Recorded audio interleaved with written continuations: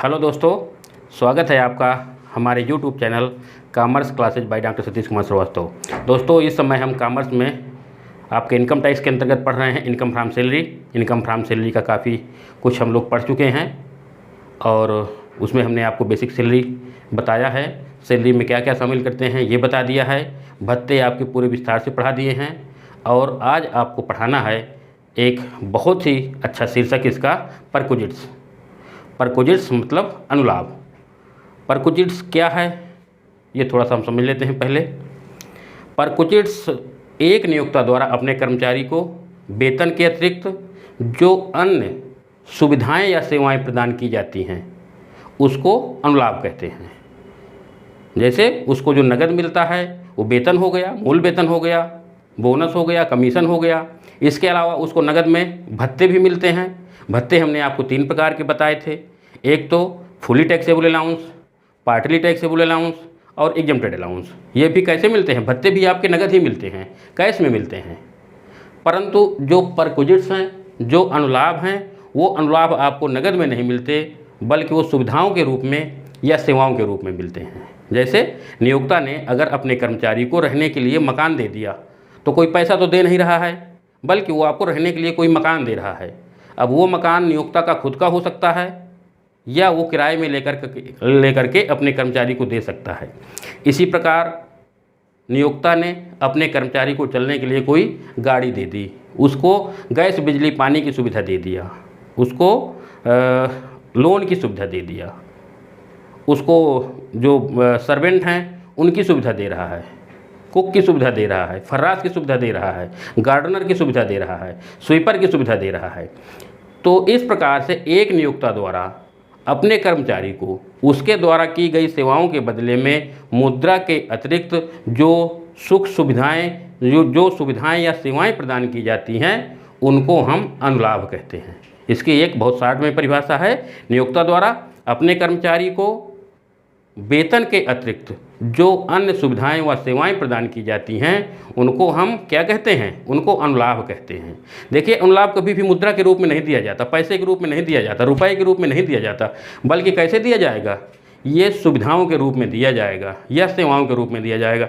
सुविधा आपको दे दिया, जैसे कि आपको रहने के लिए मकान दे दिया, कर्मचारी के बच्चे हैं उनको पढ़ाने की सुविधा दे दिया, आपके घर में गाड़ी आपको लिवाने आएगी और गाड़ी लेकर के आपको ऑफिस में छोड़ देगी, आने जाने की सुविधा दे देगा। तो ये सब क्या हो गई? ये सब सुविधाएं हो गई या सेवाएं हो गई। तो इन सभी सुविधाओं को हम कहाँ शामिल करते हैं? परक्विजिट्स में शामिल करते हैं, अनुलाभ पोर्शन में शामिल करते हैं। तो अब ये अनुलाभ चूँकि रुपए में दिया नहीं जाता, रुपए में दिया जाता कि 2000 रुपये मासिक मिल रहा है तो उसको तो हम निकाल लेते कि चलो 2000 रुपये मासिक है तो 1 साल का 24,000 रुपये हो गया। अगर करमुक्त होता तो कितना करमुक्त है उतना माइनस कर देते। परंतु चूंकि ये सुविधाओं के रूप में मिल रहा है, सेवाओं के रूप में मिल रहा है, तो इनका आपको मूल्यांकन करना पड़ेगा। जैसे आपको मकान मिला हुआ है तो मकान का कोई मूल्य नहीं रहेगा, आपको बस केवल ये बताएगा कि उनको एक मकान मिला हुआ है। तो इसके आधार पर आपको ये देखना पड़ेगा कि मकान कहाँ स्थित है, किस शहर में स्थित है, वहाँ की जनसंख्या कितनी है। उसके आधार पर आपको उस मकान की सुविधा का मूल्य निकालना पड़ेगा। इसी प्रकार यदि कर्मचारी को मोटर कार मिली हुई है तो मोटर कार की भी आपको क्या करना पड़ेगा? उसका आपको सुविधा का मूल्य निकालना पड़ेगा, वैल्यूएशन आप मोटर कार करना पड़ेगा। गैस बिजली पानी मिली हुई है तो उसकी भी सुविधा का मूल्य आपको निकालना पड़ेगा। तो इस प्रकार से परक्विजिट्स के अंतर्गत जो विभिन्न प्रकार के अनुलाभ करदाता को मिलते हैं तो उनका क्या करना पड़ता है? मूल्यांकन करना पड़ता है और मूल्यांकन करने के बाद वो भी आपके वेतन में शामिल हो जाते हैं। करदाता को जो विभिन्न प्रकार की मदें मिली हुई हैं, जैसे वेतन मिला हुआ है, बेसिक सैलरी मिली हुई है, महंगाई भत्ता मिला हुआ है, बोनस मिला हुआ है, कमीशन मिला हुआ है, अन्य भत्ते जो टैक्सेबल परक्विजिट्स हैं वो मिले हुए हैं, employer contribution to RPF 12% of salary मिला हुआ है, इंटरेस्ट 9.5% से ज़्यादा मिला हुआ है, उनके साथ साथ अगर कोई सुविधा कोई सेवा भी मिली हुई है तो उनका भी मूल्य आपको निकालना पड़ेगा और उस मूल्यांकन करने के बाद जो रकम आपकी आएगी वो भी सैलरी के अंतर्गत कर योग्य हो जाएगी। तो आप समझ गए होंगे अनुलाभ क्या है, अनुलाभ हम कैसे निकालते हैं। अनुलाभ अगर आपके सवाल में दिया हुआ है कि नियोक्ता ने उसको चलने के लिए एक मोटर कार की सुविधा दी हुई है तब उसका कितना मूल्य होगा वो हम आपको मूल्यांकन बताएंगे यहाँ पर कि आपको मोटर कार कैसे निकालना है, आपको रहने का जो मकान मिला हुआ है उसका मूल्यांकन किस प्रकार करना है, गैस बिजली पानी की सुविधा किस प्रकार निकालना है। ये सब एक नियम के आधार पर इनका मूल्यांकन करेंगे और उस मूल्यांकन के बाद जो रकम निकलेगी वो आपकी सैलरी शीर्षक के अंतर्गत, इनकम फ्रॉम सैलरी शीर्षक के अंतर्गत वो कर योग्य हो जाएगी। तो चलिए शुरू करते हैं हम परक्विजिट्स, अनुलाभ। तो ये देखिए आपका अनुलाभ।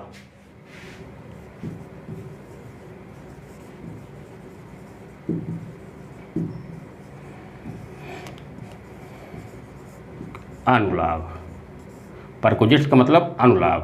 अब देखिए अनुलाभ का अर्थ हम आपको बता चुके हैं। अनुलाभ आपका 3 प्रकार का होता है। कितने प्रकार का होता है? अनुलाभ 3 प्रकार का होता है। एक तो होता है पहला मेन परक्विजिट्स। पहला अनुलाभ क्या हो गया? मेन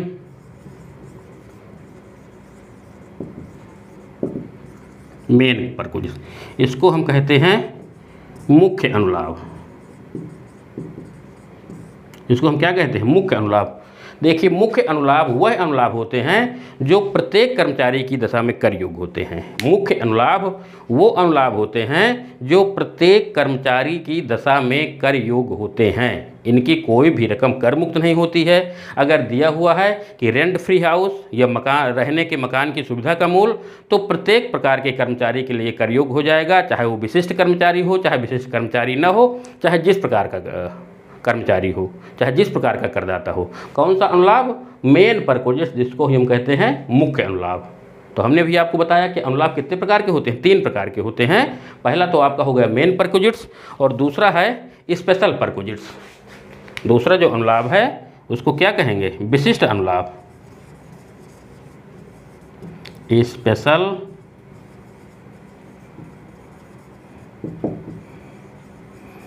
स्पेशल परक्विजिट्स या इसे कहते हैं विशिष्ट अनुलाभ। विशिष्ट अनुलाभ। अब देखिए विशिष्ट अनुलाभ क्या है? देखिए विशिष्ट परक्विजिट्स वह परक्विजिट्स हैं या विशिष्ट अनुलाभ वह अनुलाभ हैं जो सभी कर्मचारियों की दशा में कर योग्य तो नहीं होते, परंतु केवल विशिष्ट कर्मचारी की दशा में कर योग्य होते हैं। किस कर्मचारी की दशा में कर योग्य होते हैं? यह केवल विशिष्ट कर्मचारी की दशा में कर योग्य होते हैं। तो जब आपके सवाल में अगर विशिष्ट अनुलाभ दिए हुए हैं तो विशिष्ट अनुलाभ कौन से हैं? विशिष्ट अनुलाभ है जैसे आपका मोटर कार की सुविधा, गैस बिजली पानी की सुविधा, अगर कोई घरेलू नौकर मिला हुआ है, कुक मिला हुआ है, गार्डनर मिला हुआ है, फर्राश मिला हुआ है, वॉचमैन मिला हुआ है, तो ये आपका कैसा है? विशिष्ट अनुलाभ। अभी हम आपको विस्तार से बता देंगे कि विशिष्ट अनुलाभ आपके कौन कौन से हैं। तो जब हम विशिष्ट अनुलाभ अगर दिया हुआ है तो हमको ये देखना पड़ेगा कि ये अनुलाभ हमारे तभी कर योग्य होंगे जब करदाता विशिष्ट कर्मचारी होगा। अभी नई समस्या कि विशिष्ट कर्मचारी कौन होते हैं? देखिए विशिष्ट कर्मचारी वह कर्मचारी होता है जो निम्नलिखित 3 शर्तों में से कोई भी एक शर्त पूरी कर लेता है। विशिष्ट अनुलाभ, विशिष्ट कर्मचारी कौन होता है? विशिष्ट कर्मचारी वह कर्मचारी होता है जो निम्नलिखित 3 शर्तों में से कोई भी एक शर्त पूरी कर लेता है तो विशिष्ट कर्मचारी बन जाता है। और जब वो विशिष्ट कर्मचारी बन जाता है तो जो आपके नंबर 2 के अनुलाभ हैं विशिष्ट अनुलाभ, तो वह विशिष्ट अनुलाभ कर योग्य हो जाते हैं। करदाता यदि विशिष्ट कर्मचारी नहीं है तो ये विशिष्ट अनुलाभ कर योग्य नहीं होते हैं। यहाँ पर आपको ये ध्यान देना है कि विशिष्ट अनुलाभ केवल विशिष्ट कर्मचारी की दशा में कर योग्य होते हैं। मेन परक्विजिट्स जो नंबर 1 का हमने भी आपको अनुलाभ बताया वो सभी करदाताओं के लिए कर योग्य होता है। करदाता चाहे विशिष्ट कर्मचारी हो चाहे विशिष्ट कर्मचारी न हो, सबके लिए कर योग्य हो जाएगा। परंतु जो नंबर 2 के अनुलाभ हैं विशिष्ट अनुलाभ हैं वो केवल विशिष्ट कर्मचारियों की दशा में कर योग्य होते हैं। अब विशिष्ट कर्मचारी कौन है वो मैं आपको बता रहा हूँ कि विशिष्ट कर्मचारी कौन से हैं। यहाँ पर थोड़ा लिख लीजिए, विशिष्ट कर्मचारी कौन है। देखिए निम्नलिखित 3 शर्तें दी हुई हैं। निम्नलिखित 3 शर्तें दी हुई हैं। अगर कोई करदाता निम्नलिखित 3 शर्तों में से कोई भी एक शर्त पूरी कर लेता है तो विशिष्ट कर्मचारी बन जाता है। विशिष्ट कर्मचारी बनने के लिए हम यहाँ पर आपको 3 शर्तें बताएंगे। उन 3 शर्तों में से अगर कोई करदाता एक शर्त पूरी कर लेता है तो वह विशिष्ट कर्मचारी बन जाता है। अब शर्तें क्या हैं? नंबर 1,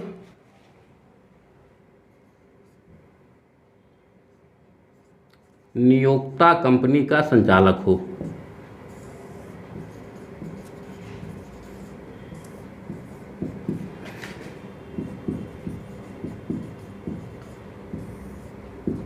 नियोक्ता कंपनी का संचालक हो। देखिए, अगर कोई करदाता जहाँ पर वो काम कर रहा है, जिस कंपनी में वो काम कर रहा है, उस जहाँ से उसको वेतन मिल रहा है, अगर उस कंपनी में वो संचालक के पद पर कार्य कर रहा है, चाहे वो पूर्णकालिक संचालक हो चाहे अंशकालिक संचालक हो, अगर संचालक के पद पर काम कर रहा है तो वह विशिष्ट कर्मचारी होता है। शर्त हमारी नंबर 1 है, अगर कोई करदाता जिस कंपनी से उसको वेतन मिल रहा है, अगर वहाँ पर वो पूर्णकालिक या अंशकालिक संचालक के रूप में काम कर रहा है तो वह विशिष्ट कर्मचारी हो जाता है। और विशिष्ट कर्मचारी होने पर जो विशिष्ट अनुलाभ होते हैं वो कर योग्य हो जाते हैं। तो ये नंबर 1 शर्त थी। नंबर 2 है, उसने नियोक्ता कंपनी के 20% समता अंशों का धारक हो। 20% समता अंशों का धारक हो। अब दूसरी शर्त यह है कि अगर कोई कर्मचारी, कोई करदाता यदि नियोक्ता कंपनी का संचालक नहीं है तो उसको जहाँ पर वो काम कर रहा है वहाँ के उसको कम से कम 20% इक्विटी शेयर का धारक होना चाहिए। कहेगा समतांशों का। अब समतांश जानते हैं कि समतांश कौन से होते हैं? समतांश वो अंश होते हैं जो मताधिकार में प्रयोग होते हैं। मतलब अगर आपके पास समतांश है तो आप क्या होंगे? कंपनी के मालिक माने जाएंगे और कंपनी की अगर जो नीतियाँ होंगी तो आपको अपना वोट देने का अधिकार होगा। तो अगर कोई करदाता ने 20% समता अंशों को क्रय किया हुआ है, कंपनी के 20% समता अंश उसके पास हैं, उसका धारक है, तो वो भी क्या हो जाएगा? विशिष्ट कर्मचारी हो जाएगा। अगर कोई कर्मचारी नियोक्ता कंपनी के 20% समता अंशों को क्रय कर लेता है, उसका धारक होता है, तो वो भी विशिष्ट कर्मचारी बन जाता है। ये आपकी क्या है? ये शर्त नंबर 2 है। और नंबर 3, अगर उसकी सकल मौद्रिक प्राप्तियां 50,000 से ज़्यादा हैं तो भी वो विशिष्ट कर्मचारी बन जाता है। नंबर 3, यदि उसकी कुल मौद्रिक प्राप्तियां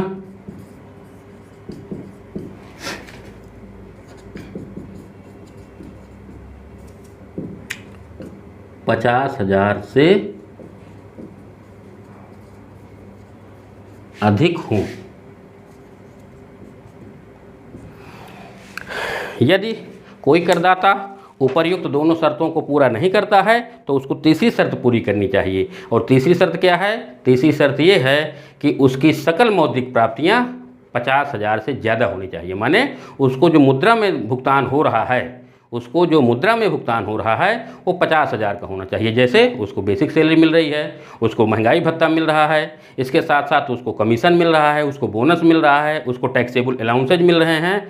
तो इन सभी सुविधाओं को जोड़ लेंगे। जोड़ने के बाद धारा 16 की जो कटौतियाँ हैं उन कटौतियों को घटा देंगे। घटाने के बाद देखेंगे अगर उसका आमदनी 50,000 की है, कटौतियाँ घटाने के बाद अगर उसकी सकल मौद्रिक प्राप्ति माने उसको मुद्रा में 50,000 से अधिक मिल रहा है तो क्या बन जाएगा? विशिष्ट कर्मचारी बन जाएगा। और विशिष्ट कर्मचारी बनने पर जो विशिष्ट अनुलाभ हैं वो अनुलाभ आपके कर योग्य हो जाएंगे। तो ये 3 शर्तें हो गई। इन 3 शर्तों में से अगर कोई कर्मचारी एक शर्त भी पूरी कर लेता है तो विशिष्ट कर्मचारी बन जाता है। और विशिष्ट कर्मचारी बनने की दशा में जो विशिष्ट अनुलाभ हैं वो कर योग्य हो जाते हैं। अब तीसरा आते हैं एग्जेम्प्टेड परक्विजिट्स। तीसरा क्या हो जाएगा? Exempted perquisites. Exempted perquisites. Exempted perquisites का मतलब है कर मुक्त अनुलाभ।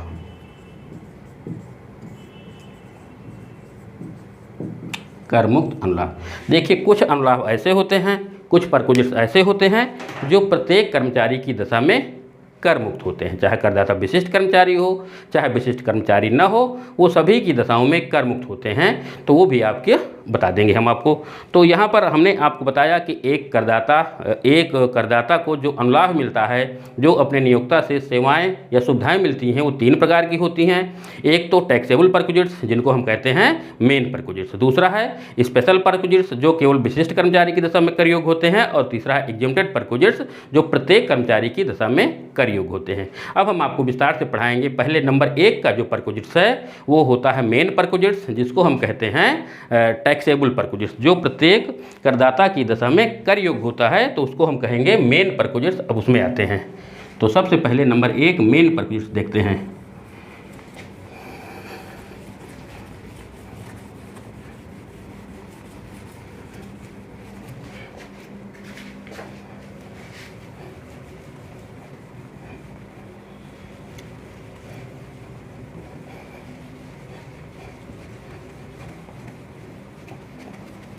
मेन परक्विजिट्स,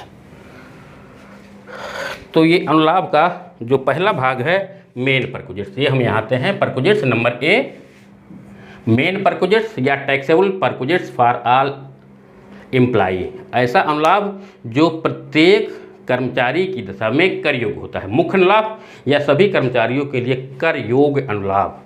तो यहाँ पर हम सबसे पहले आपको मेन परक्विजिट्स पढ़ाएंगे, ऐसे अनुलाभ पढ़ाएंगे जो प्रत्येक कर्मचारी की दशा में कर योग होते हैं। इसमें सबसे पहले आता है किराए से मुक्त रहने का मकान। ये आपको क्या होता है, इसको कहते हैं rent free house. Rent free house, देखिए अगर नियोक्ता द्वारा अपने कर्मचारी को रहने के लिए मकान दिया हुआ है, अब वो मकान नियोक्ता का खुद का हो सकता है या नियोक्ता किराए में मकान लेकर के अपने कर्मचारी को दे सकता है। तो अगर मकान की सुविधा मिली हुई है किसी करदाता को या किसी कर्मचारी को, तो यह मेन परक्विजिट्स है और प्रत्येक कर्मचारी की दशा में ये कर योग होता है। अब यहाँ पर आपको ये ध्यान देना है कि ये 2 प्रकार का, मतलब जो आपको मकान मिल रहा है, तो आपको थोड़ा दिमाग में ये रखना है कि अगर हाउस रेंट अलाउंस मिल रहा है, तो हाउस रेंट अलाउंस क्या होता है, वो तो भत्ता होता है, वो आपको नगद में मिलता है। और इसलिए मिलता है कि आप इस भत्ते से कहीं पर कमरा ले लीजिए, मकान ले लीजिए आपने रहने के लिए किराए का, तो वो तो हमारा भत्ता हो गया, उसका नाम क्या है, हाउस रेंट अलाउंस। परंतु यहाँ पर नियोक्ता क्या करता है, वो हाउस रेंट अलाउंस नहीं दे रहा, बल्कि वो मकान ही लेकर के आपको दे रहा है कि आप इस मकान में रहिए। अब वो मकान नियोक्ता का खुद का हो सकता है, मतलब उसने खुद बनवाए होंगे अपने कर्मचारियों को रहने के लिए, या तो वो किराए में लेकर के अपने कर्मचारी को दे देता है। तो जब हाउस रेंट अलाउंस देखते हैं तो हाउस रेंट का कैलकुलेशन अलग है, परंतु अगर रहने के लिए मकान मिला हुआ है तो इसका हमको मूल्यांकन करना पड़ेगा। अब ये मूल्यांकन कैसे करना है, ये हम आपको नेक्स्ट वीडियो में बताएंगे कि ये जितने भी आपके अनुलाभ हैं इनका सबका मूल्यांकन करना पड़ेगा। जैसे मैंने अभी आपको बताया है कि अनुलाभ चूँकि आपको वस्तुओं के रूप में मिलते हैं, सुविधाओं के रूप में मिलते हैं, ये नगद तो मिलते नहीं, तो उनको पता नहीं चलता है, तो हमको इनका सबका मूल्यांकन करना पड़ेगा। तो रेंट फ्री हाउस का या रहने के मकान का जब हम मूल्यांकन करेंगे तो ये मूल्यांकन हमको अलग से देखना पड़ेगा, क्योंकि ये उसमें बहुत प्रावधान है कि मतलब उस मकान हमारा कहाँ स्थित है। अगर वहाँ की जनसंख्या 15 लाख है कि 15 लाख से ज़्यादा है कि 25 लाख है, 25 लाख से ज़्यादा है, तो कितना % अनुलाभ होगा, तो ये हम आपको नेक्स्ट वीडियो में बताएंगे कि किराए से मुक्त मकान का मूल्यांकन किस प्रकार करना है। परंतु यहाँ पर आपको बता दें कि यदि नियोक्ता ने अपने कर्मचारी को रहने के लिए मकान दिया हुआ है तो यह मेन परक्विजिट्स है और प्रत्येक कर्मचारी की दशा में ये कर योग होता है। तो ये आपका किराए से मुक्त मकान हो गया। अब नंबर 2 है रियायती किराए पर रहने का मकान, concessional rent free house. Concessional rent free house क्या है, मतलब कभी कभी क्या करता है कि नियोक्ता अपने कर्मचारी को रहने के लिए मकान तो दे देता है, अपने कर्मचारी को रहने के लिए मकान तो दे देता है, परंतु उससे वो कुछ किराया लेता है। क्या करता है, वो कुछ किराया लेता है। तो अब हम क्या करेंगे, मान लीजिए उसको मकान मिला हुआ है, उसको किराया भी कर्मचारी को देना पड़ रहा है, तो पहले हम मूल्यांकन करेंगे मकान का यह मान करके कि मकान हमको बिल्कुल फ्री मिला हुआ है। कंसेशनल रेंट फ्री हाउस का मतलब है कि पहले हमको ये मकान कैसे मिला हुआ है, रेंट फ्री हाउस मिला हुआ है, और उस रेंट फ्री हाउस की वैल्यू निकालने के बाद फिर उसमें जितना किराया कर्मचारी दे रहा है उसको उसमें घटा देंगे। घटाने के बाद जो रकम हमारी आएगी वो हो जाएगी कंसेशनल रेंट फ्री हाउस, और वो आपके अनुलाभ का मूल हो जाएगा, और जो मूल आएगा वो आपका वेतन में जोड़ दिया जाएगा। हमने आपको बताया कि जो अनुलाभ होते हैं, अनुलाभ क्या होते हैं, ये भी वेतन का एक भाग होते हैं और इन पर आपको टैक्स देना है, परंतु चूँकि ये सुविधाओं के रूप में मिलते हैं तो इनको आपको क्या करना पड़ेगा, इनका आपको मूल्य निकालना पड़ेगा, और मूल्य निकालने के बाद उसको हम वेतन में जोड़ देते हैं जब हम ग्रॉस सैलरी निकालते हैं। तो जब हम कंसेशनल रेंट फ्री हाउस निकालेंगे तो उसको निकाल लेंगे, कि इसका रेंट फ्री हाउस का मूल्य कितना है, उसमें से कर्मचारी द्वारा चुकाया कितना गया है, जितना चुका दिया जाएगा उसको माइनस करके वो उसका मूल्य निकल आएगा और उसकी बेसिक सैलरी में जोड़ दिया जाएगा। अब यहाँ पर देखिए तीसरा है कर्मचारी के दायित्वों का नियोक्ता द्वारा भुगतान। देखिए कुछ दायित्व ऐसे होते हैं कि अगर नियोक्ता भुगतान नहीं कर रहा तो कर्मचारी को करना है। मान लीजिए जैसे हमने बिजली अपने नाम से कनेक्शन कराया हुआ है, मीटर हमारे नाम है, तो अगर नियोक्ता भुगतान न करता तो क्या करना था, उसकी रिस्पांसिबिलिटी हमारी थी। हमने गैस कापी अपने नाम बनवाई हुई है, अगर हम गैस हमको भरवाना है, गैस हमारे पास आ रही है तो जिम्मेदारी किसकी है, हमारी है। मतलब किसी ऐसे दायित्व का भुगतान नियोक्ता कर देता है कि अगर नियोक्ता उस भुगतान को न करता तो कर्मचारी को वो दायित्व का भुगतान करना पड़ता। तो अगर किसी प्रकार का इस प्रकार का दायित्व नियोक्ता द्वारा चुकाया जाता है, नियोक्ता द्वारा भुगतान किया जाता है, तो यह भुगतान भी प्रत्येक कर्मचारी की दशा में कर योग्य होता है। अब उसके कुछ एग्जाम्पल हैं कि ऐसे कौन से भुगतान हो सकते हैं जो नियोक्ता द्वारा किए जा सकते हैं। जैसे गैस, बिजली व पानी के बिलों का भुगतान। नंबर ए में है कि अगर नियोक्ता ने आपके गैस का, बिजली का या पानी के बिल का भुगतान किया है तो ये आपका मेन परक्विजिट्स हो जाएगा और ये प्रत्येक कर्मचारी की दशा में कर योग्य हो जाएगा। इसी प्रकार कर्मचारी के ऋण का भुगतान। अगर कर्मचारी ने कोई ऋण लिया हुआ है, अब क्योंकि कर्मचारी के नाम ऋण है तो उसका भुगतान करना है, उसका ब्याज भी देना पड़ेगा, ऋण का भी भुगतान करना है, परंतु अगर नियोक्ता उसका भुगतान कर रहा है तो ये मेन परक्विजिट्स हो जाएगा और प्रत्येक कर्मचारी की दशा में कर योग्य हो जाएगा। तीसरा है कर्मचारी के बच्चों की शिक्षा व्ययों का भुगतान। कर्मचारी के बच्चे मान लीजिए किसी विद्यालय में पढ़ रहे हैं, वहाँ की फीस देना है, अगर नियोक्ता नहीं दे रहा तो किसको देना पड़ता, कर्मचारी को देना पड़ता, करदाता को देना पड़ता। परंतु अगर बच्चों की फीस नियोक्ता द्वारा भुगतान की जा रही है तो ये आपका क्या हो जाएगा, ये मेन परक्विजिट्स हो जाएगा और प्रत्येक कर्मचारी की दशा में कर योग्य हो जाएगा। इसी प्रकार नंबर डी, कर्मचारी के घरेलू नौकर के वेतन का भुगतान। अगर नियोक्ता ने अपने घर में कोई नौकर लगाया हुआ है, कोई सर्वेंट लगाया हुआ है, वो घर में आता है, उसके काम करता है, तो अगर उसका वेतन नियोक्ता ना देता तो किसको देना पड़ता, कर्मचारी को देना पड़ता। तो इस प्रकार के किसी नियोक्ता को किसी नौकर को यदि कर्मचारी ने अपने घर में लगाया हुआ है परंतु उसका भुगतान यदि नियोक्ता द्वारा किया जाता है तो ये आपका क्या हो जाएगा, मेन परक्विजिट्स बन जाएगा, फुली टैक्सेबल परक्विजिट्स बन जाएगा, पूर्णतया कर योग्य अनुलाभ बन जाएगा और प्रत्येक कर्मचारी की दशा में ऐसा अनुलाभ कर योग्य हो जाता है कर्मचारी के वेतन का।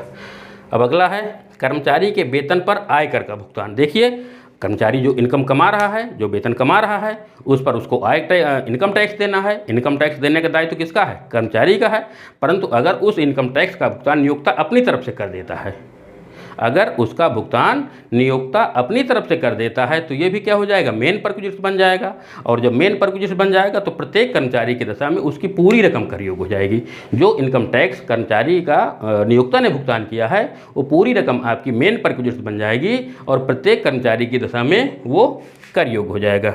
अगला है कर्मचारी के होटल व क्लब के बिलों का भुगतान। देखिए कर्मचारी है, अगर वो कहीं होटल पर ठहर रहा है, कहीं क्लब उसने ज्वाइन किया हुआ है, वहाँ के बिल आ रहे हैं और वहाँ का भुगतान करना है, नियोक्ता द्वारा उसके होटल के बिलों का भुगतान किया जा रहा है, नियोक्ता द्वारा उसके क्लब के बिलों का भुगतान किया जा रहा है, तो ये भी कर्मचारी की जिम्मेदारी है, उसको भुगतान करना चाहिए।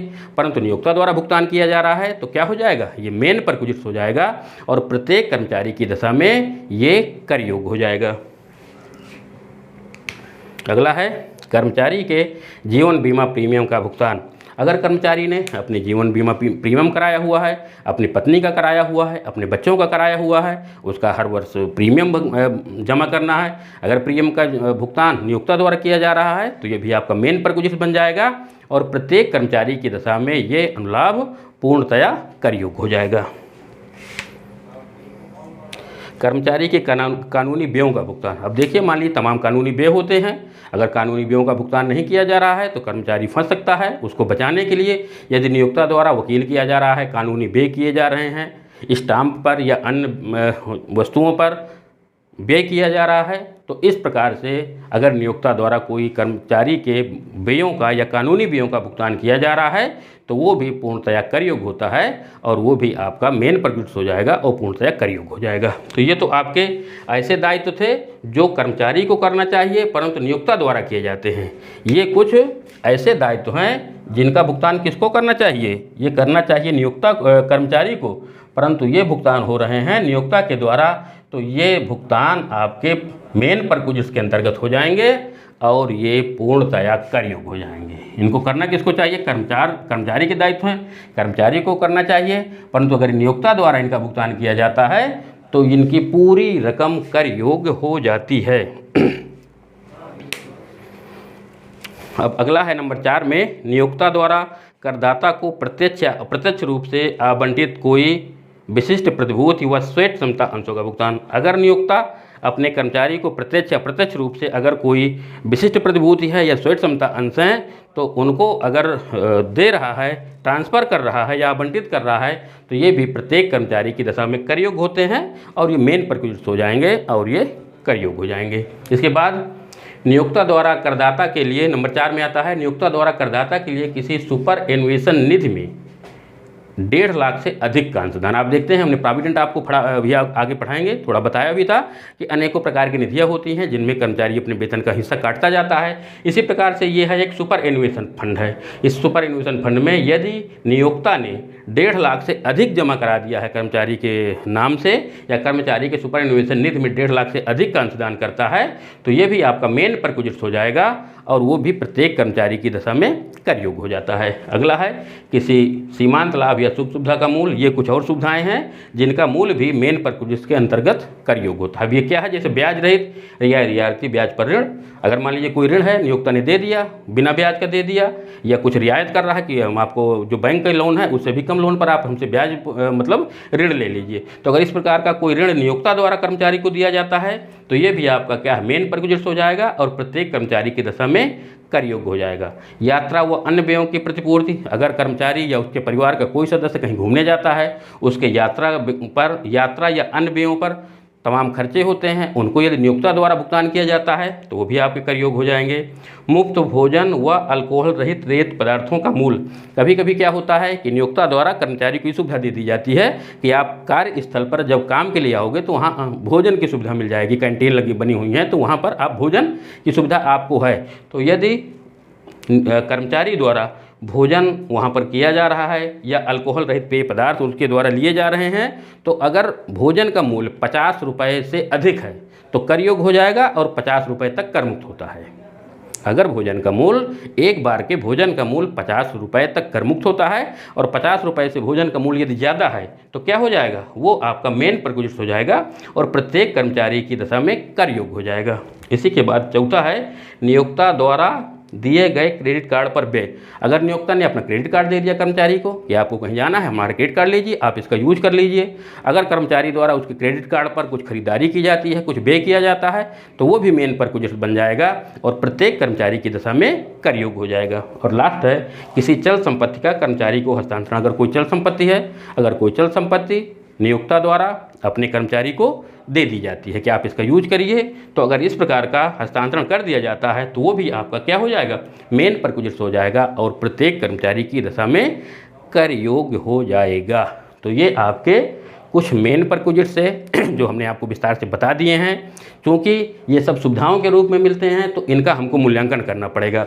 अभी जितने भी हैं परक्विजिट्स उनका जो मेन परक्विजिट्स हैं जिनका मूल्यांकन आपको बताना है, जैसे आपके रहने की सुविधा का मकान या रियायती किराए पर रहने का मकान, ये हम आपको सब अलग से जब इनका मूल्यांकन पढ़ेंगे नेक्स्ट वीडियो में, अगले ही वीडियो में आपको मूल्यांकन हम बताएंगे कल की वीडियो में, तो वो सब आपको इनका जो भी चीज़ें हैं इनका सबका मूल्यांकन आपको बता देंगे कि इनका मूल्य आपको कैसे निकालना है, मकान की सुविधा का मूल्य कैसे निकालना है, रियायती सुविधा का मूल्य कैसे निकालना है, और ये आपके जो दिए हुए हैं इनके सब की सुविधा का मूल्य हम आपको निकाल करके बता देंगे। अब नंबर बी में आता है विशिष्ट अनुलाभ। और विशिष्ट अनुलाभ आप जानते हैं कि विशिष्ट कर्मचारी की दशा में कर योग्य होते हैं।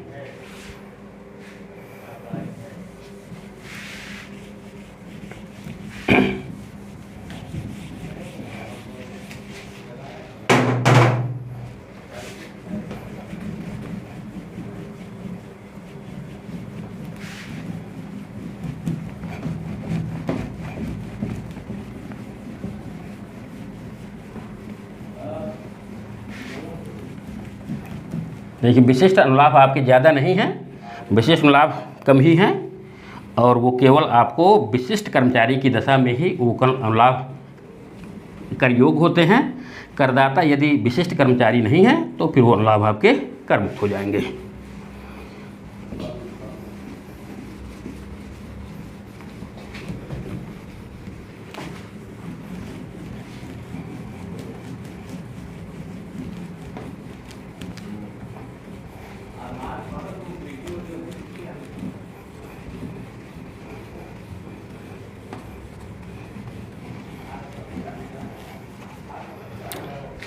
तो अब आते हैं हम स्पेशल परक्विजिट्स। नंबर बी में आपका आ जाएगा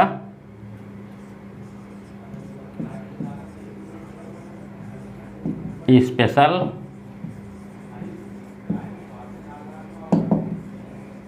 परक्विजिट्स। स्पेशल परक्विजिट्स माने विशिष्ट अनुलाभ।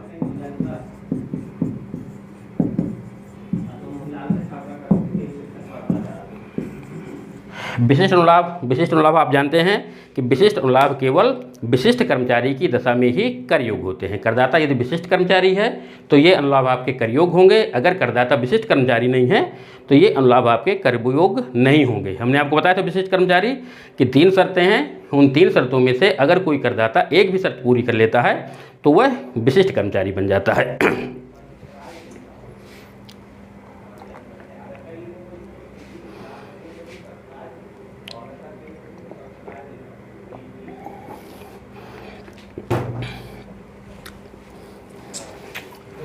विशिष्ट कर्मचारी हमने 3 बताए हैं, 3 शर्तें बताई हैं। एक तो वो जो नियोक्ता कंपनी का संचालक है, नंबर 2 जिसने नियोक्ता कंपनी के कम से कम 20% समतांशों को क्रय कर रखा है, और तीसरा जिसकी सकल मौद्रिक प्राप्तियां 50,000 रुपये से अधिक हैं। तो ये 3 में से कोई एक शर्त पूरी करने पर करदाता विशिष्ट कर्मचारी बन जाता है।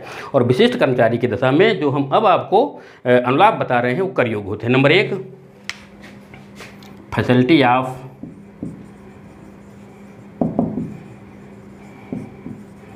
Gas, electricity and water. अगर आपको गैस, बिजली या पानी की सुविधा नियोक्ता द्वारा दी गई है, अगर नियोक्ता द्वारा आपको गैस, बिजली या पानी की सुविधा दी गई है तो कैसा अनुलाभ हो जाएगा? विशिष्ट अनुलाभ हो जाएगा। और ये विशिष्ट अनुलाभ अगर करदाता विशिष्ट कर्मचारी है तो ये अनुलाभ आपका कर योग हो जाएगा। अगर नियोक्ता द्वारा कर्मचारी को गैस, बिजली या पानी की सुविधा दी गई है तो विशिष्ट अनुलाभ हो जाएगा। और ये विशिष्ट अनुलाभ केवल विशिष्ट कर्मचारी की दशा में कर योग हो जाएगा। अभी जैसे हमने आपको मेन परक्विजिट्स में बताया है कि गैस, बिजली, पानी का नियोक्ता द्वारा भुगतान, तो इन दोनों में अंतर है।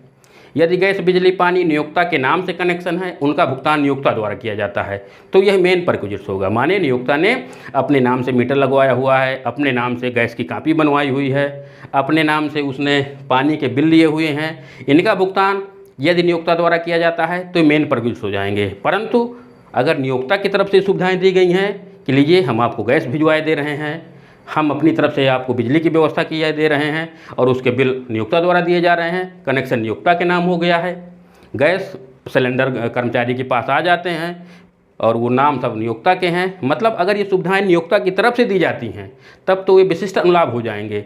परंतु अगर कर्मचारी ने खुद अपने नाम से कराए हुए हैं, उनका भुगतान नियोक्ता द्वारा किया जाता है, तो ये मेन परक्विजिट्स हो जाएंगे। इनको आप थोड़ा समझ जाइए। मतलब नियोक्ता द्वारा यदि ये सुविधाएँ कर्मचारी को दी जा रही हैं, गैस की, बिजली की और पानी की, तो ये क्या हो जाएंगे? स्पेशल परक्विजिट्स हो जाएगा। परंतु अगर इनके बिल कर्मचारी के नाम से हैं और उनका भुगतान नियोक्ता द्वारा किया जा रहा है तो ये मेन परक्विजिट्स हो जाएंगे। तो अगर इस प्रकार की सुविधाएं नियोक्ता द्वारा दी जा रही हैं तो ये आपका विशिष्ट अनुलाभ हो जाएगा और ये विशिष्ट कर्मचारी की दशा में ही कर योग हो जाएगा। Number 2 facility of car. देखिए नियोक्ता द्वारा अगर अपने कर्मचारियों को चलने के लिए कार दी हुई है, क्या दिया हुआ है? मोटर कार की सुविधा दी हुई है कि आप इस मोटर कार को ले लीजिए, इस मोटर कार से आप अपने ऑफिस जाइए या अपने घर जाइए या आप अपने व्यक्तिगत कार्य करिए। तो अगर इस प्रकार की कोई मोटर कार दी हुई है तो यह मोटर कार भी केवल विशिष्ट कर्मचारी की दशा में करयोग होती है। किस दशा में करयोग होती है? केवल विशिष्ट कर्मचारी की दशा में करयोग होती है, तभी इसको कैलकुलेशन करेंगे और इसको हम वेतन में शामिल करेंगे। तो जब अगर सवाल में मोटर कार दिया हुआ है तो आपको देखना पड़ेगा कि करदाता विशिष्ट कर्मचारी है कि नहीं है। तो ये आपकी मोटर कार है। अब मोटर कार का मूल्यांकन भी हम आपको कल बता देंगे, क्योंकि मोटर कार किस पर्पज से यूज हो रही है, उसके खर्चे कौन कर रहा है, नियोक्ता कर रहा है, कर्मचारी कर रहा है, तो ये भी प्रावधान थोड़ा सा बड़ा है। तो जब हम आपको अनुलाभों का मूल्यांकन पढ़ाएंगे, वैल्यूएशन ऑफ परक्विजिट्स पढ़ाएंगे, उस समय आपको विस्तार से मोटर कार का मूल्यांकन बता देंगे। ये हमारा कल के वीडियो में आएगा। यहाँ पर आप केवल ये समझ जाइए कि मोटर कार एक विशिष्ट अनुलाभ है और विशिष्ट कर्मचारी की दशा में ही करयोग होता है। अगला है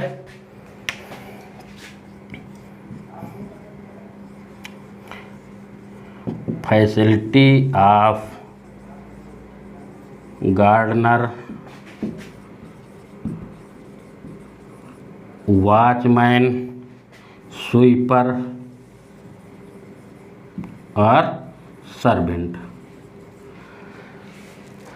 अगर नियोक्ता द्वारा अपने कर्मचारी को माली की सुविधा दी हुई है, चौकीदार की सुविधा दी हुई है, फर्राज की सुविधा दी हुई है या अन्य किसी भी नाम से किसी नौकर की सुविधा दी हुई है, अगर नियोक्ता द्वारा अपने कर्मचारी को गार्डनर की, वॉचमैन की, स्वीपर की या अन्य कर्मचारी की कोई सुविधा दी हुई है, तो ये भी आपका केवल विशिष्ट कर्मचारी की दशा में करयोग होता है। और ये केवल अगर करदाता विशिष्ट कर्मचारी है तो ही ये अनुलाभ करयोग होगा, और अगर करदाता विशिष्ट कर्मचारी नहीं है तो ये अनुलाभ आपका करयोग नहीं होगा। Number 4, education facility.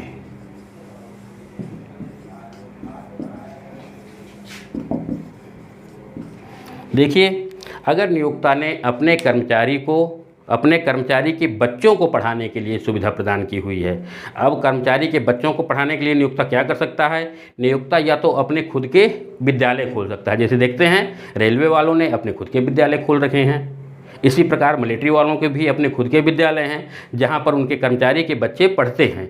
तो नियोक्ता अपने खुद के इंस्टीट्यूट या विद्यालय खोल सकता है जिसमें उसके कर्मचारी के बच्चे पढ़ते हैं, या अगर उसके खुद के इंस्टीट्यूट नहीं हैं तो वो उसी शहर के जो अन्य स्कूल हैं, विद्यालय हैं, तो वहाँ पर कर्मचारी के बच्चों को पढ़ा सकता है। तो इस प्रकार से नियोक्ता ने अगर अपने कर्मचारी के बच्चों को पढ़ाने के लिए अपने खुद के इंस्टीट्यूट खोल रखे हैं, अपने खुद के विद्यालय खोल रखे हैं, अपने खुद के स्कूल खोल रखे हैं, या कहीं दूसरे विद्यालय में अपने कर्मचारी के बच्चों को पढ़ाता है और उनकी शिक्षा पर जो भी व्यय आता है उसको नियोक्ता द्वारा किया जाता है, तो यह अनुलाभ आपका विशिष्ट अनुलाभ हो जाएगा और यह केवल विशिष्ट कर्मचारी की दशा में ही करयोग होगा। यदि करदाता विशिष्ट कर्मचारी है तो ये अनुलाभ करयोग होगा, अगर करदाता विशिष्ट कर्मचारी नहीं है तो ये अनुलाभ करयोग नहीं होगा। अब लास्ट है आपका नंबर 5, ट्रांसपोर्ट फैसिलिटी।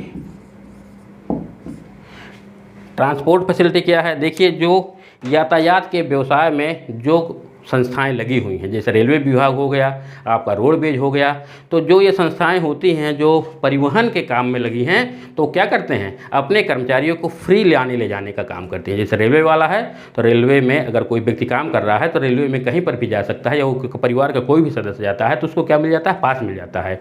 इसी प्रकार जो रोडवेज वाले ड्राइवर हैं, कंडक्टर हैं, या उसके जो अन्य कर्मचारी हैं, वो रोडवेज की बसों में अपना फ्री चले जाते हैं। तो अगर कोई यातायात की कोई संस्था है, अगर वो अपने कर्मचारी को फ्री यात्रा की सुविधा दे रही है, तो यह भी अनुलाभ आपका क्या हो जाएगा? स्पेशल परक्विजिट्स हो जाएगा, विशिष्ट अनुलाभ हो जाएगा, और यह केवल विशिष्ट कर्मचारी की दशा में ही करयोग होगा। अब ये किराया विशिष्ट अनुलाभ कितना, इसका मूल्यांकन क्या होगा, कितना? तो वही अनुलाभ का मूल्य वो होगा, इस फैसिलिटी का मूल्य या इस अनुलाभ का मूल्य वो होगा जितना ये संस्था दूसरे व्यक्तियों से वसूल करती है। जैसे आपको मान लीजिए दिल्ली जाना है और आपको चूँकि फ्री जाना है, तो अब आपका अनुलाभ का मूल्य क्या होगा? यहाँ से दिल्ली जाने तक का जो भी किराया लगता होगा वो इस फैसिलिटी का मूल्य हो जाएगा। परंतु यहाँ पर आपको ये पढ़ना है कि जो ट्रांसपोर्ट फैसिलिटी मिली हुई है यह केवल विशिष्ट कर्मचारी की दशा में करयोग होती है। करदाता यदि विशिष्ट कर्मचारी है तो इस सुविधा का मूल्य कर योग्य हो जाएगा, नहीं तो ये अनुलाभ भी आपका अगर करदाता विशिष्ट कर्मचारी नहीं है तो आपका कर मुक्त हो जाएगा। तो बच्चों ये आपके थे नंबर बी वाले स्पेशल परक्विजिट्स जो केवल विशिष्ट कर्मचारी की दशा में कर योग्य होते हैं। अब हम नंबर सी लास्ट है जो आपका एग्जम्प्टेड परक्विजिट्स है। एग्जम्प्टेड परक्विजिट्स का मतलब है ऐसे अनुलाभ जो प्रत्येक कर्मचारी की दशा में कर मुक्त होते हैं। करदाता चाहे विशिष्ट कर्मचारी हो चाहे विशिष्ट कर्मचारी न हो, प्रत्येक कर्मचारी की दशा में कर मुक्त होते हैं। उनको अब हम आपको अध्ययन करेंगे। चलिए बच्चों शुरू करते हैं। अब हम परक्विजिट्स का अगला पार्ट, तीसरा प्रकार, जिसका नाम है एग्जम्प्टेड परक्विजिट्स या कर मुक्त अनुलाभ। कर मुक्त अनुलाभ वह अनुलाभ होता है जो प्रत्येक कर्मचारी की दशा में कर मुक्त होता है। कर मुक्त अनुलाभ एग्जम्प्टेड परक्विजिट्स वह अनुलाभ होता है जो प्रत्येक कर्मचारी की दशा में कर मुक्त होता है। अब चाहे करदाता विशिष्ट कर्मचारी हो या विशिष्ट कर्मचारी न हो, प्रत्येक कर्मचारी की दशा में ये कर मुक्त होता है। इनमें से जो आपका पहला अनुलाभ है वो है चिकित्सा सुविधाएं। चिकित्सा सुविधाएं यदि नियोक्ता अपने कर्मचारी या उसके परिवार के अन्य सदस्यों को चिकित्सा सुविधाओं पर कुछ रकम व्यय करता है तो वह रकम कर मुक्त होती है। अगर नियोक्ता अपने कर्मचारी या उसके परिवार के जो अन्य सदस्य हैं, जो पत्नी है, उसके बच्चे हैं, उस पर यदि कुछ व्यय करता है चिकित्सा के संबंध में, इलाज के संबंध में, वो कर मुक्त होता है। अब ये कर मुक्त कैसे होता है? यदि नियोक्ता ने अपने खुद के अस्पताल खोल रखे हैं, उन अस्पतालों में यदि कर्मचारी का या उसके बच्चों का या उसके परिवार के सदस्यों का इलाज करता है तो पूरी तरह से कर मुक्त होता है। इसी प्रकार जो अगर नियोक्ता ने अपने कर्मचारी का या उसके परिवार के अन्य सदस्यों का इलाज सरकारी अस्पताल में कराता है या स्थानीय सत्ता के अस्पताल में कराता है तो वो रकम भी कर मुक्त होती है। इसी प्रकार यदि इलाज कमिश्नर से अनुमोदन करा करके कुछ जो अस्पतालें हैं वहाँ पर कराया जाता है तो वो भी कर मुक्त होता है। परंतु यदि इलाज प्राइवेट अस्पताल में या नर्सिंग होम में कराया जाता है तो अभी तक तो ये 15,000 रुपये तक कर मुक्त था। इलाज में यदि 15,000 रुपये तक इलाज में खर्च आ रहा है तो कर मुक्त था, परंतु असेसमेंट ईयर 2019-20 से ये ख़त्म कर दिया गया है कि अब अगर नर्सिंग होम में या निजी चिकित्सालय में, प्राइवेट अस्पताल में यदि इलाज कराया जाएगा तो पूरी रकम कर योग्य हो जाएगी। तो यहाँ पर आपको ये ध्यान देना है कि यदि नियोक्ता के खुद के अस्पताल हैं या सरकारी अस्पताल में या स्थानीय सत्ता के अस्पतालों में इलाज कराया जाता है तो वो रकम कर मुक्त होती है और प्रत्येक कर्मचारी की दशा में वो रकम कर मुक्त होती है। दूसरा है कार्यालय में नाश्ते की सुविधा। अगर कार्यालय के समय में कर्मचारी को नाश्ता प्रदान किया जाता है तो नाश्ता की पूरी रकम कर मुक्त होती है। नाश्ता के रूप में चाहे जितनी कीमत का नाश्ता कर्मचारी को मिल जाए, करदाता को मिल जाए, उसकी पूरी रकम कर मुक्त होती है। जैसे अभी हमने आपको बताया था भोजन की सुविधा, तो भोजन की सुविधा तो 50 रुपये तक कर मुक्त होती है, परंतु यदि नाश्ते की सुविधा दी जा रही है तो नाश्ता पूरी रकम तक कर मुक्त होता है सभी कर्मचारियों के लिए। अगला है कार्यालय स्थल पर रहने की सुविधा। आप जानते हैं कि रेंट फ्री हाउस जो होता है वो मेन परक्विजिट्स होता है और प्रत्येक कर्मचारी की दशा में कर योग्य होता है। हमने भी आपको बताया था कि अगर नियोक्ता द्वारा अपने कर्मचारी को रहने के लिए मकान दिया गया है तो कैसा परक्विजिट्स है? ये मेन परक्विजिट्स है और प्रत्येक कर्मचारी की दशा में ये कर योग्य होता है। परंतु यदि कहीं दूर कार्य स्थल है, कहीं दूर कोई कर्मचारी काम पर जा रहा है तो वहाँ पर रहने के लिए यदि कोई छोटा मोटा मकान बना हुआ है, जैसे आप देख रहे हैं कि इस समय बुंदेलखंड एक्सप्रेसवे यहाँ से बन रहा है, तो वहाँ पर आप देखते हैं कि कहीं कहीं पर छोटे छोटे मकान बने हैं जहाँ पर अनेकों प्रकार के कर्मचारी रह रहे हैं। जो इंजीनियर वहाँ काम कर रहे हैं, जूनियर इंजीनियर काम कर रहे हैं, वो भी वहाँ पर रहते हैं। तो अगर कार्यस्थल पर कोई छोटा मोटा मकान मिला हुआ है कर्मचारी के रहने के लिए तो इस प्रकार का मकान यदि कर्मचारी को मिला हुआ है तो ये एग्जम्प्टेड परक्विजिट्स में आएगा और ये कर मुक्त होगा। परंतु आपको कंडीशन देख लेना है कि मकान आपका रेंट फ्री हाउस के अंतर्गत मेन परक्विजिट्स में आएगा या एग्जम्प्टेड परक्विजिट्स में आएगा। जैसे कोई व्यक्ति शहर में सर्विस करता है, वहाँ पर उसको रहने के लिए मकान मिला हुआ है नियोक्ता के द्वारा, तो वो तो आपका मेन परक्विजिट्स में हो जाएगा। परंतु यदि कहीं बीहड़ क्षेत्र में कोई काम चल रहा है, वहाँ पर नियोक्ता ने छोटे छोटे मकान बनवा रखे हैं या कोई मकान उस प्रकार का उसने मैनेज कर रखा है, ले रखा है किराए में, और वहाँ पर कार्यस्थल पर ही कर्मचारी को रहने के लिए व्यवस्था उसने की हुई है, तो ऐसे मकान जो होता है तो क्या होता है? एग्जम्प्टेड परक्विजिट्स में आता है और उसकी पूरी रकम कर मुक्त हो जाती है। चिकित्सा सुविधाएं हो गया, कार्यस्थल में नाश्ते की सुविधा, कार्यालय पर रहने की सुविधा। अगला है टेलीफोन और मोबाइल की सुविधा। यदि नियोक्ता ने अपने कर्मचारी को टेलीफोन की सुविधा दी हुई है, मोबाइल की सुविधा दी हुई है, तो ये भी पूरी रकम इसकी कर मुक्त होती है। अगला है सामूहिक बीमा योजना में नियोक्ता का अंशदान। यदि नियोक्ता ने उसके ऑफिस में या उसके कार्यस्थल पर जितने भी कर्मचारी हैं सभी का सामूहिक बीमा कराया हुआ है, सभी लोग हैं जितने कर्मचारी काम कर रहे हैं सबका नियोक्ता ने यदि बीमा करा दिया है और उसमें उस करदाता का भी बीमा कराया हुआ है, तो उस करदाता का जो हिस्सा होगा, जो अंशदान होगा, जो नियोक्ता ने जमा किया होगा, तो वो भी कर मुक्त होता है। सामूहिक बीमा योजना में जो नियोक्ता ने करदाता का हिस्सा जमा किया है, अंशदान जमा किया है, वो भी पूरी तरह से कर मुक्त होता है। कर्मचारी के बच्चों को छात्रवृत्ति। यदि नियोक्ता ने कर्मचारी या उसके बच्चों की पढ़ाई के लिए, अध्ययन के लिए, विद्योपार्जन के लिए यदि कोई छात्रवृत्ति दे रहा है, तो वो छात्रवृत्ति भी प्रत्येक कर्मचारी की दशा में कर मुक्त होती है। अगला है यातायात की सुविधा। यदि नियोक्ता ने अपने कर्मचारी को उसके घर से लेकर के ऑफिस तक आने जाने के लिए कुछ सवारी की व्यवस्था की हुई है। अनेकों देखा है नियोक्ता होते हैं जो अपनी खुद की बसें रखते हैं, जो उस मोहल्ले के सभी कर्मचारी को बैठा करके कार्यस्थल पर ले जाएंगे, शाम को उनको उनके घर में छोड़ दिया जाता है। तो इस प्रकार की अगर कोई सवारी की व्यवस्था नियोक्ता ने की हुई है, तो यह व्यवस्था भी प्रत्येक कर्मचारी के लिए कर मुक्त होती है। Refresher course. देखिए, रिफ्रेशर कोर्स का मतलब ये होता है कि अपने ज्ञान में वृद्धि करने के लिए, जैसे हम पढ़ा रहे हैं तो हम और अच्छी तरह से पढ़ाएं, इसके लिए समय समय पर रिफ्रेशर कोर्स होते हैं। तो इस प्रकार के कोर्स यदि नियोक्ता द्वारा अपने कर्मचारी के ज्ञान में वृद्धि करने के लिए कुछ रकम व्यय की जाती है, रिफ्रेशर कोर्स कराए जाते हैं, उनको कहीं भेजा जाता है कि आप रिफ्रेशर कोर्स करके आ जाइए, उस पर जो भी व्यय लगेगा, आपको दूसरे शहर में जाना है, वहाँ पर आपको कोई कोर्स करना है, वहाँ पर आपको रहना है, तो जो भी व्यय आएगा वो नियोक्ता द्वारा वहन किया जाएगा। तो यदि कर्मचारी के ज्ञान में वृद्धि करने के दृष्टिकोण से इस प्रकार के रिफ्रेशर कोर्स कराए जाते हैं, तो वो भी विशिष्ट, तो वो भी एग्जेम्प्टेड परक्विजिट्स माने जाते हैं, कर मुक्त अनुलाभ माने जाते हैं और प्रत्येक कर्मचारी की दशा में कर मुक्त होते हैं। अब नेक्स्ट है अनुलाभों पर आयकर का भुगतान। देखिए, जो कर्मचारी के जो अनुलाभ हैं, जो सुविधाएं मिली हुई हैं, उन सुविधाओं पर जो इनकम टैक्स का भुगतान यदि नियोक्ता द्वारा किया जाता है, पूरी हम सैलरी की बात नहीं कर रहे हैं कि पूरी सैलरी पर इनकम टैक्स का भुगतान किया जाए, केवल जो सैलरी का एक पार्ट है अनुलाभ परक्विजिट्स, अगर उन पर जो इनकम टैक्स आ रही है उसका भुगतान यदि नियोक्ता द्वारा कर दिया जाता है, तो ये भी प्रत्येक कर्मचारी की दशा में कर मुक्त होता है।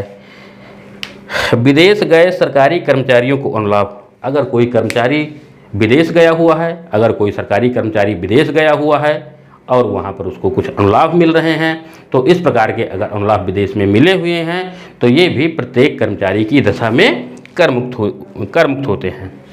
अब देखिए, उच्च न्यायालय या सर्वोच्च न्यायालय के न्यायाधीशों को मुफ्त मकान व सवारी की सुविधा। हमारे जो हाई कोर्ट में, सुप्रीम कोर्ट में जो माननीय न्यायाधीश होते हैं, उनको भी जो सवारी मिलती है, उनको रहने के लिए जो मकान मिलता है, वो भी पूरी तरह से कर मुक्त होता है। वो भी आपका एग्जेम्प्टेड परक्विजिट्स होगा और उस पर आपको कोई टैक्स नहीं देना, वो कर मुक्त अनुलाभ होता है। इसी प्रकार मंत्री आज को मुफ्त मकान की सुविधा, आपके जो मंत्री हैं, विधायक हैं, जो नेता प्रतिपक्ष हैं, उनको भी जो मकान मिला हुआ है वो पूरी तरह से एग्जेम्प्टेड परक्विजिट्स में आता है, पूरी तरह से कर मुक्त होता है। इसके बाद कंप्यूटर या लैपटॉप की सुविधा। यदि नियोक्ता ने अपने कर्मचारी को कंप्यूटर यूज करने के लिए दिया हुआ है या लैपटॉप दिया हुआ है, तो इस प्रकार की सुविधाएं यदि नियोक्ता ने अपने कर्मचारी को दी हैं, तो ये भी आपका एग्जेम्प्टेड परक्विजिट्स में आता है और इसकी पूरी रकम कर मुक्त होती है। 20,000 रुपये तक बिना ब्याज या रियायती ब्याज पर ऋण की सुविधा। यदि कर्मचारी को कभी आवश्यकता पड़ी, 20,000 रुपये तक अगर वो ऋण ले लेता है अपने नियोक्ता से, चाहे वो बिना ब्याज का हो, चाहे रियायती दर पर ब्याज दे रहा हो, तो 20,000 रुपये तक अगर ऋण दिया गया है, तो ये भी आपका क्या हो जाएगा, कर मुक्त हो जाएगा और आपका एग्जेम्प्टेड परक्विजिट्स हो जाएगा। इस पर आपको टैक्स नहीं देना, ये एग्जेम्प्टेड परक्विजिट्स के अंतर्गत आता है।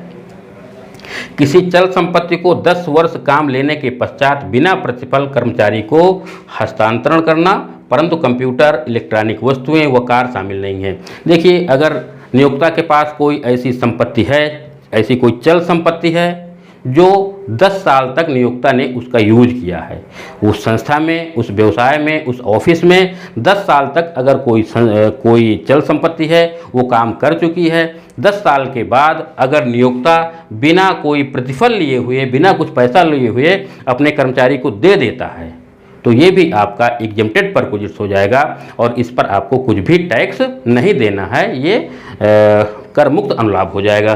परंतु ये कंप्यूटर नहीं हो सकता है, कोई इलेक्ट्रॉनिक वस्तु या कार शामिल नहीं है। चल संपत्तियों में आपको इनको शामिल नहीं करना है, कंप्यूटर, इलेक्ट्रॉनिक वस्तुएं या कार इसमें शामिल नहीं है। और आपका लास्ट है 16वां है कार्यालय संबंधी कार्य के लिए आवश्यक पत्रिकाएं एवं जर्नल। अगर कार्यालय में अगर काम चल रहा है तो वहाँ पर अगर कोई पत्रिकाएं आ रही हैं, पत्र आ रहे हैं, पत्रिकाएं आ रही हैं, जर्नल आ रही हैं, तो इस प्रकार पर अगर कुछ व्यय हो रहा है तो ये भी आपका करमुक्त अनुलाभ होगा और प्रत्येक कर्मचारी की दशा में करमुक्त होता है। अवकाश यात्रा रियायत, अगर कर्मचारी या उसके परिवार के कोई सदस्य को कहीं घूमने फिरने के लिए अवकाश यात्रा रियायत की सुविधा प्रदान की गई है। अब वो सुविधा आपका ट्रेन में है या हवाई जहाज़ में है या एसी में है या स्लीपर में है, वो सब कई कंडीशन है, ये हम आपको कभी नेक्स्ट वीडियो में कभी बता देंगे। आपका अवकाश यात्रा के संबंध में ये नेक्स्ट वीडियो में कभी बता देंगे। यहाँ पर आपको ये समझ लेना है कि अगर नियोक्ता द्वारा अपने कर्मचारी को या उसके परिवार के अन्य सदस्यों को अवकाश यात्रा पर भेजा जाता है, कहीं घूमने फिरने के लिए भेजा जाता है, किसी यात्रा पर भेजा जाता है, तो उस पर जो भी रकम आती है वो कुछ शर्तों के पूरा होने पर वो पूरा करमुक्त होती है। तो ये हमारे जो तीसरे प्रकार के अनुलाभ थे, जो नंबर सी में था एग्जेम्प्टेड परक्विजिट्स, जो प्रत्येक कर्मचारी की दशा में करमुक्त होते हैं, तो ये आपके इतने प्रकार के एग्जेम्प्टेड परक्विजिट्स हैं। मतलब जैसे हमने आपको बताया अनुलाभ 3 प्रकार का होता है। फुली टैक्सेबल परक्विजिट्स जो प्रत्येक कर्मचारी की दशा में कर योग्य होता है, विशिष्ट कर परक्विजिट्स जो केवल विशिष्ट कर्मचारी की दशा में कर योग्य होता है, और तीसरा एग्जेम्प्टेड परक्विजिट्स जो प्रत्येक कर्मचारी की दशा में करमुक्त होता है। तो ये हमारा था अनुलाभ का पोर्शन जो इनकम फ्रॉम सैलरी के अंतर्गत आता है। अनुलाभ पूर्णतया कर योग्य होते हैं, इनका हमने आपको पहले बताया था कि इनका हमको मूल्यांकन करना पड़ता है और मूल्यांकन करने के बाद जो मूल्य निकलता है उसको हम वेतन के साथ जोड़ देते हैं और जोड़ने के बाद फिर हम ग्रास सैलरी का कैलकुलेशन करते हैं। तो ये हमारा परक्विजिट्स था। आप बताइएगा कि ये वीडियो आपको कैसा लगा, हमारा जो परक्विजिट्स का पोर्शन था आपको कैसा लगा, इस पर आप कमेंट करके हमें ज़रूर बताइएगा। और हम नेक्स्ट वीडियो में आपको इसके आगे का जो प्रोविडेंट फंड है, तो एक कर्मचारी प्रोविडेंट फंड के क्या नियम हैं उसके संबंध में बताएंगे, और सैलरी अब आपकी 2 या 3 दिन में हम खत्म करने की कोशिश करेंगे, क्योंकि समय कम बचा है, परीक्षाएं भी आपकी आ रही हैं, लगभग 15 दिन के बाद आपकी परीक्षाएं हैं, तो हम थोड़ा सा मतलब साथ में करते हुए वीडियो समाप्त करेंगे। तो बस इसके साथ ही आपको वीडियो कैसा लगा आप हमको कमेंट में ज़रूर बताइए। धन्यवाद, जय हिंद।